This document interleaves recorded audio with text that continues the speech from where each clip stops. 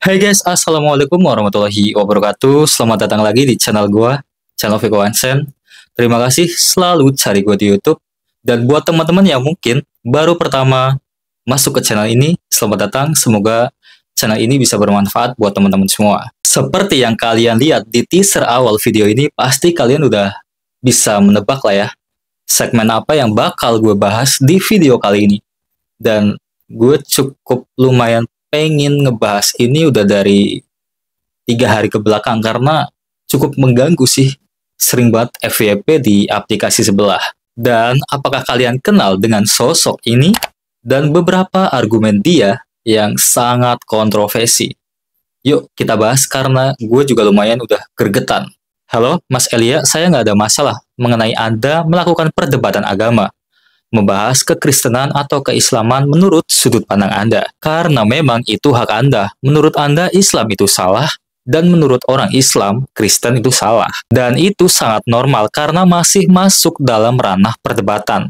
Yang nggak normal itu ketika Anda mulai masuk ke ranah kebijakan, membuat atau meminta kepada Kementerian Agama untuk merevisi penafsiran Al-Quran yang terdapat Injil. Yang pertama, kita sebagai Muslim meyakini bahwa Al-Quran diturunkan itu untuk menyempurnakan kitab-kitab sebelumnya, seperti Taurat, Injil, dan lain sebagainya. Tapi kami juga meyakini sebagian udah diubah. Jadi, kami masih boleh menggunakan kitab-kitab tersebut selama nggak bertentangan dengan akidah dan keyakinan kami. Jadi, salah kalau Anda bilang kitab-kitab terdahulu itu kan udah dipalsukan, kenapa kalian masih pakai? Bukan gitu mas, tapi yang awalnya benar terus ada yang diubah gitu. Kita masuk ke poin kedua, tapi kan itu Injil kami, seharusnya jangan dipakai dalam penafsiran kalian dong. Mas, apa bedanya umat Kristen yang menggunakan perjanjian lama yang notabene itu diturunkan untuk Yahudi atau Bani Israel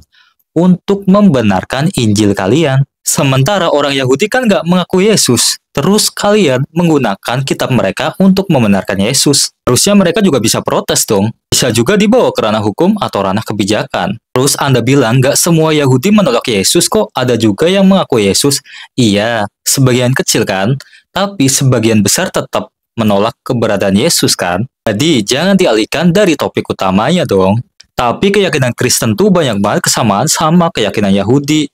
Beda sendiri sama Islam. Dari A, B, C, D, nanti kamu pasti jelasin banyak banget perbedaan atau kesamaan antara Kristen dan Yahudi menurut versi Anda, ya kan? Mau sesama apapun keyakinan Kristen dan keyakinan Yahudi, tapi agama Kristen itu nggak diakui sama sebagian besar warga Yahudi. Terus gimana dong? Dan segala penolakan ini, baik Yahudi menolak Kristen, Kristen menolak Islam, itu masih normal selama masih dalam ranah perdebatan. Gak ada masalah. Mau Anda debat dari A sampai Z, silakan selama masih dalam ranah perdebatan. Terus ngapain Anda repot-repot buat surat terbuka ke Kementerian Agama untuk merevisi penafsiran Al-Quran? Karena itu udah masuk dalam ranah kebijakan. Seharusnya Anda jangan standar ganda dong. Anda menyalahkan umat Islam yang mengutip Injil, tapi Anda gak menyalahkan diri Anda sendiri yang mengutip kitab umat Yahudi yang jelas-jelas sebagian besar dari mereka menolak agama Kristen dan gak mengakuinya. Gimana coba? Nah, kita masuk ke poin ketiga. Pasti ada yang nanya kan, gimana sih menurut perasaan umat Muslim ketika misalnya kitab Anda, kitab Injil, menggunakan Al-Quran untuk membenarkan Trinitas. Saya pribadi nggak ada masalah Al-Quran mau digunakan untuk apa dalam naskah akademik kalian, selama nggak ada penghinaan. Karena itu keyakinan Anda. Tapi kalau Anda menggunakan Al-Quran untuk membenarkan Trinitas, itu sebenarnya agak lucu sih. Pasti pertanyaannya kenapa?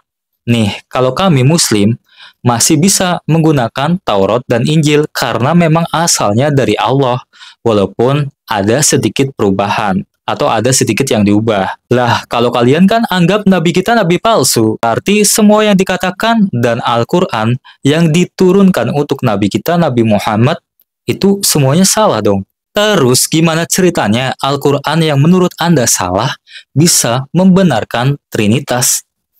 Agak lucu kan? Sangat gak masuk akal. Jadi, Mas Elia, silakan tunjukkan argumen-argumen Anda mengenai kekristenan maupun keislaman menurut keyakinan Anda.